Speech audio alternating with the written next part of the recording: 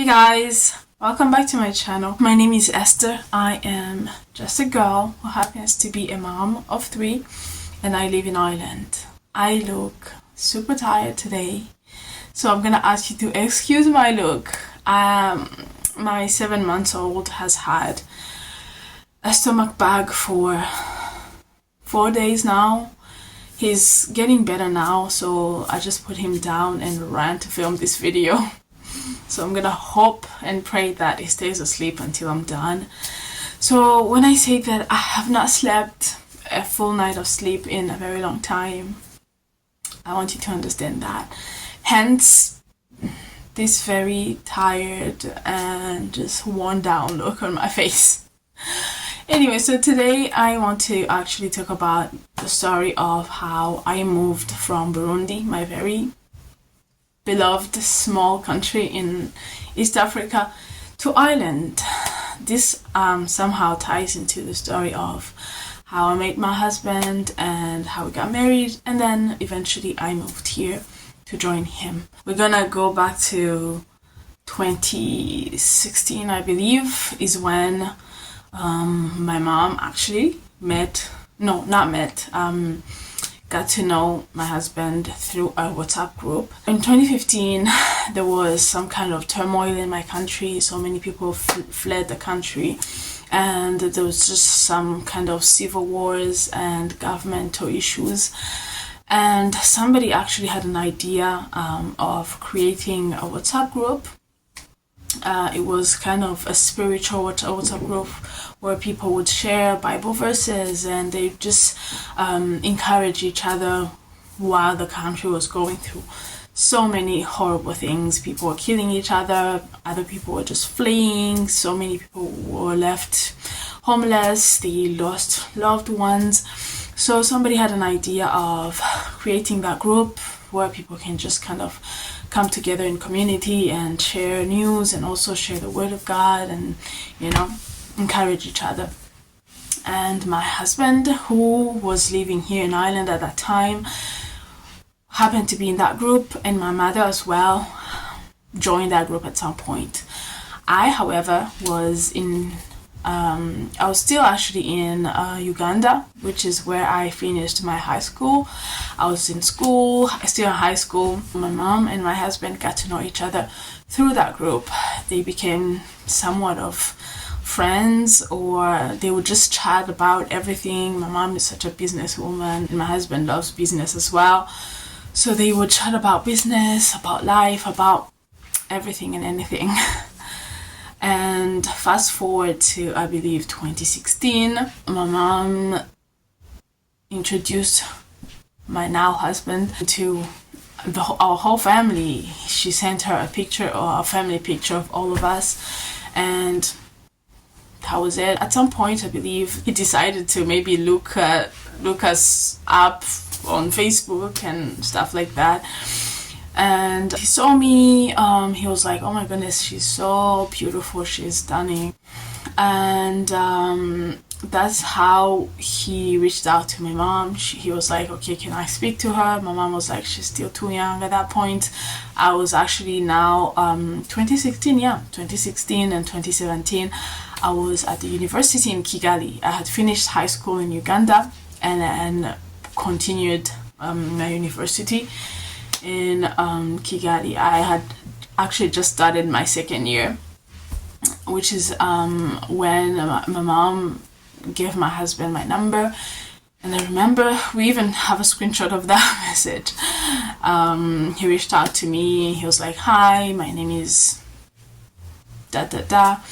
and I just got your number from your mom. And at that time, I was just in Kigali living my best life, going out with my friends, just, living a college life, going to school. And then I lived alone in my own little, they call them hostels. Yeah, I was living alone in my hostel. And he reached out and I was like, oh, here we go again. My mom used to do this thing that used to actually irritate me a lot. she would give my number, or even my other siblings' numbers, to these people who are spiritual, just so they can reach out to us and speak to us about the Word of God. And I was like, oh, here's another one. I'm just not in the mood for this.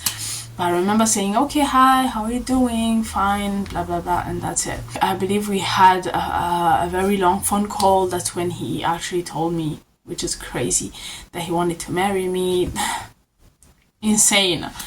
And at that time, I was like, who does this guy think he is? Like, how can you speak to a girl for the first time and then you're like, I want to marry you? You are overconfident. Anyway, so that's how we kind of met. And then fast forward to him actually coming to Kigali to see me, and then us getting married, and then that's how I ended up moving here. The move here was both crazy and amazing at the same time. My husband, he first came to Kigali to see me. We spent a few days together, getting to know each other, going out to eat and stuff like that. And then we actually traveled back to Burundi together and spent time, got to know each other's families. He had to come back because he had to go back to his job and go back to work. And then at some point, I believe he had to come back again to Burundi so we can do this transition. I think we first did the civil ceremony, so we can go sign and everything. I believe we did that so we can start the visa application process. So he came, we did our civil wedding, he came back to Ireland, applied for all the things that he needed to apply for, and then a few months later he came back for like all the other ceremonies, like the bride price ceremony and then the wedding and all the things. Let me tell you, I had no idea. Nobody tells you how many ceremonies and festivities that you have to have when you get married in Africa. I don't know why. Like, obviously I'm the first in my family, I'm the firstborn, so I was the first to get married. So it was my first time experiencing a wedding in our family, and it was too much, too many things, too many activities to do. Like, by the end of everything, not only are you drained physically and mentally, but also financially. Like, these people invest in these ceremonies like madness. I think I should do a video on this. After a wedding, he left me in Burundi, and I remember that being very scary and emotional, because we had just gotten married. We stayed together for like 3 weeks, and then he had to come back to work. My visa was not approved yet at that point, so I had to stay there. And I remember feeling lost and confused, like, you know, you just got married and then your partner just left you there. Now you have to deal with so many other things. Like, in my country, I don't know if it's the case in other countries, but in my country, after you get married, there's this traditions of like so many people, like families and friends, always coming to see you and bringing you gifts, like in the aftermath of the wedding. So a part of that I had to do alone, and it was just so confusing because sometimes it's just older people, like aunties and uncles and family friends, who just keep coming to you. And I was just used to, in my home, back home, where I was raised, my mom was the one in charge of dealing with visitors, and so it was such a confusing time. I was now in charge of a whole household, and I had some of the craziness that I experienced was housekeepers just stealing everything from me. Like, it was such a shock in so many different ways. A month later, my visa was approved, and that's how I got to come here. Now come here, I've been actually thinking of doing a culture shock video, because I mean, there's a lot to say when it comes to culture shocks. I've been here now for nearly 7 years, And I've given birth to kids here. Obviously, I've lived with my husband and I've made a few friends here. And obviously, life is very different in so many different ways. So that's how I moved from Burundi to here. It was pretty actually easy because I know a few friends who have gotten married to people who are abroad, and honestly, they have applied for visas for years.